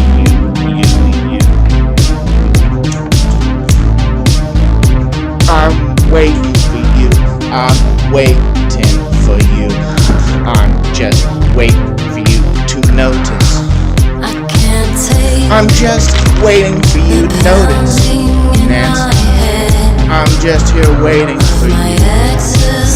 I'm just waiting for you to notice. Waiting for you to notice. You're being served notice. You're Who is this naked man? Who is this naked man? Why does he have a hammer? Who is this naked man? Who is this naked man? Who is this naked man? Why does he have a hammer? Why does he have a hammer? Who is this naked man? And why does he have a hammer?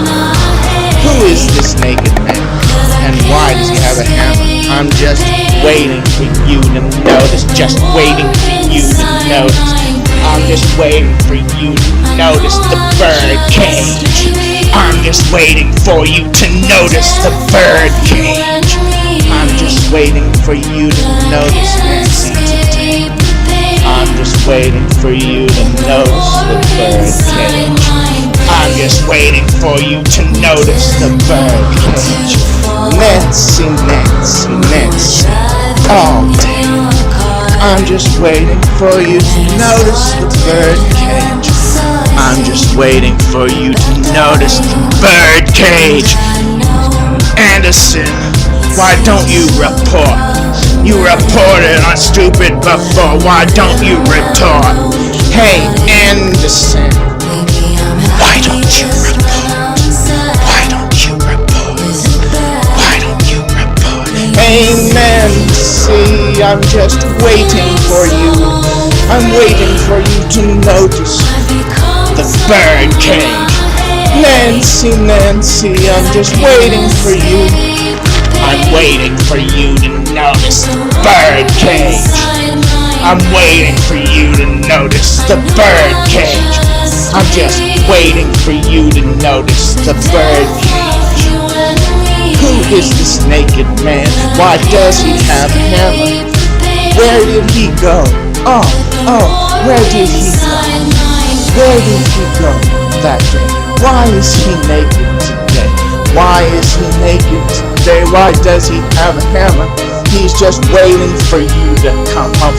Waiting for you, Nancy. Waiting for you, Nancy, to come home and get the joke. Waiting for you to notice the bird cage. He's just waiting for you to notice the bird cage. He's waiting for you to notice the bird cage. He's just waiting for you to notice the bird cage, Nancy. He's just waiting for you. He's just waiting for you. He's waiting for you. He's waiting for you. Oh well, fuck it. This one will do. He's just waiting for you. He's just waiting for you.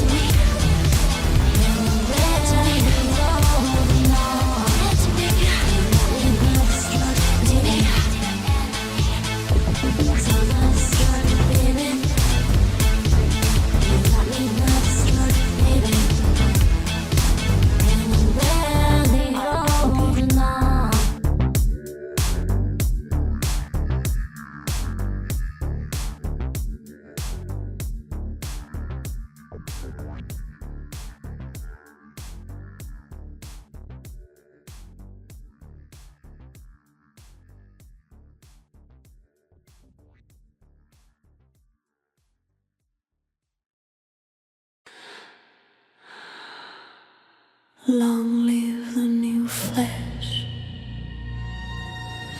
by Brendan S. Rose.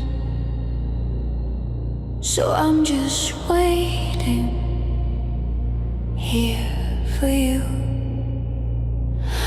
I'm just waiting and waiting and waiting and waiting for you. Looks like you're not coming. This one'll do. Hello, Nancy. I'm waiting for you, you. I'm waiting for you. I'm waiting for you. I'm just waiting for you to notice. I'm just waiting for you to notice, Nancy. I'm just here waiting for you. I'm just waiting for you to notice. Waiting for you to notice. You've been served notice. You're screwed. Who is this naked man? Who is this naked man? Why does he have a hammer? Who is this naked man? Who is this naked man? And why does he have a hammer?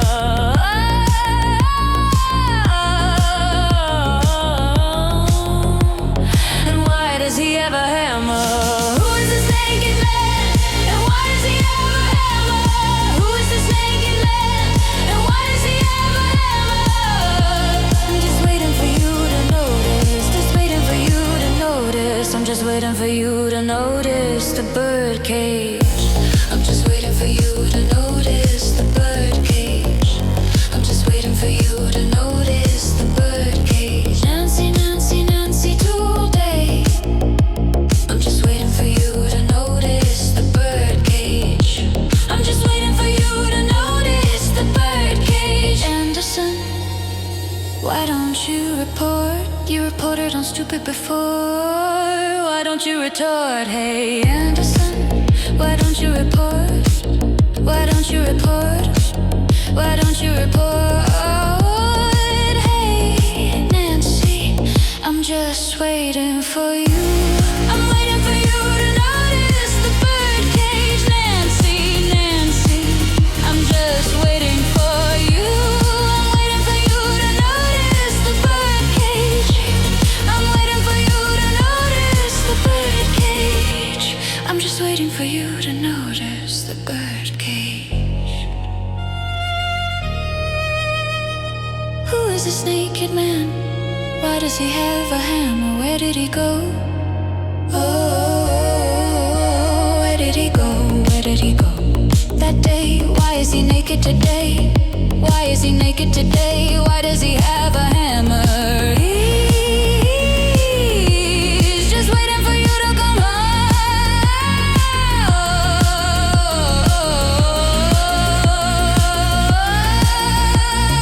Waiting for you, Nancy's waiting for you to know. See to come home and get the joke.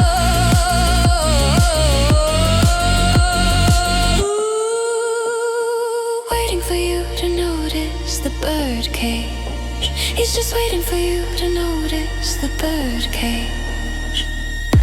He's just waiting for you to notice the bird cage. He's just waiting for you. He's just waiting for you. He's waiting for you. He's waiting for you. Well, fuck it. This one will do. He's just waiting for you. He's just waiting for you.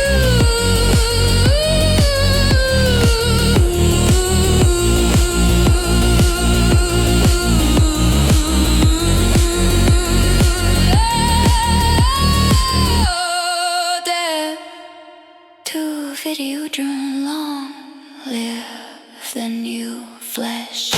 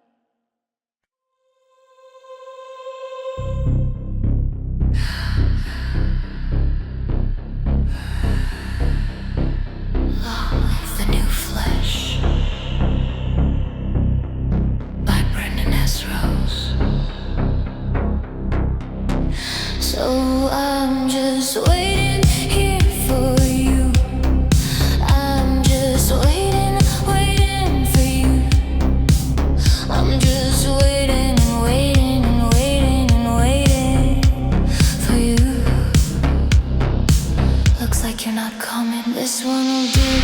Hello, Nancy. I'm waiting for you. I'm waiting for you. I'm waiting for you. I'm just waiting for you to notice. I'm just waiting for you to notice. I'm just waiting for you to notice. Nancy, I'm just here waiting for you.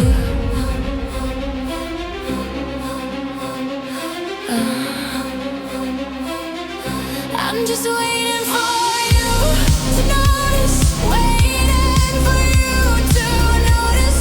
You've been served notice. You're screwed.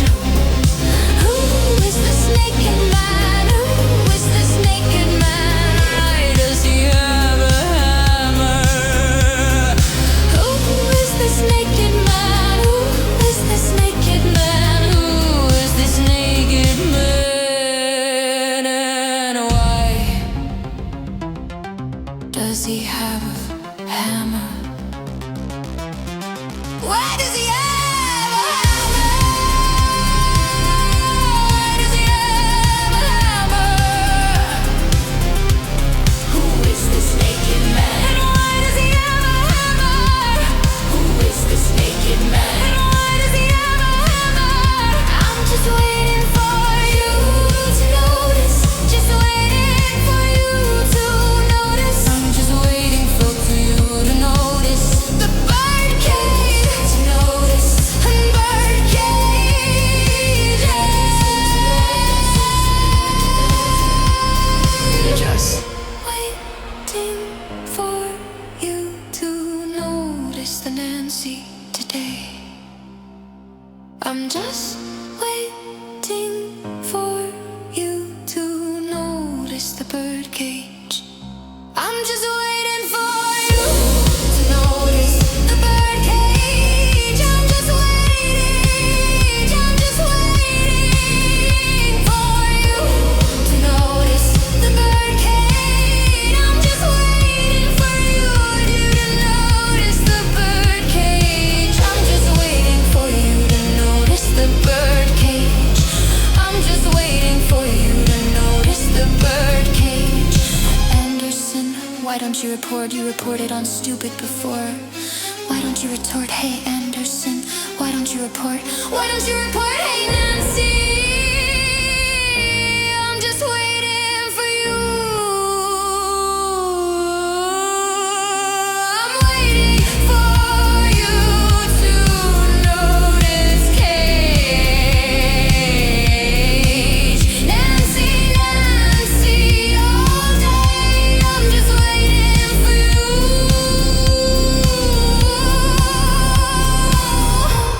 Waiting for you to notice the birdcage. I'm just waiting for you to notice the birdcage. I'm just waiting for you to notice the birdcage. I'm just waiting for you to notice the birdcage. I'm just waiting for you to notice the birdcage. Who is this naked man? Why does he have a hammer? Did he go? Did he go?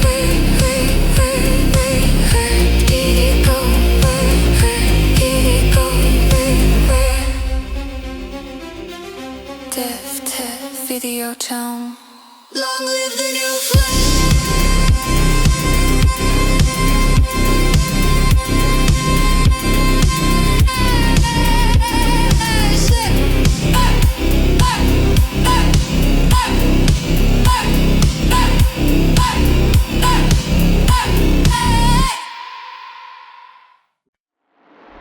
Long live the new flash. By Brendan S. Rose. So I'm just waiting here for you. I'm just waiting, waiting for you. I'm just waiting and waiting for you. Looks like you're not coming. This one will do. Hello, Nancy, I'm waiting for you. I'm waiting for you. I'm waiting for you. I'm just waiting for you to notice. I'm just waiting for you to notice. Nancy, I'm just here waiting for you. I'm just waiting for you to notice. Waiting for you to notice. You've been served notice. You're screwed. Who is this naked man? Who is this naked man? Why does he have a hammer? Who is this naked man? Who is this naked man? Who is this naked man? And why does he have a hammer? Why does he have a hammer? Who is this naked man? Why does he have a hammer? Who is this naked man? Why does he have a hammer? I'm just waiting for you to notice. Just waiting for you to notice. I'm just waiting for you to notice the birdcage. I'm just waiting for you to notice the birdcage. I'm just waiting for you to notice the birdcage. Nancy, Nancy, Nancy, all day. I'm just waiting for you to notice the birdcage. I'm just waiting for you to notice the birdcage. Anderson, why don't you report? You reported on stupid before. Why don't you retort? Hey, Anderson, why don't you report? Why don't you report? Why don't you report? Hey, Nancy, I'm just waiting for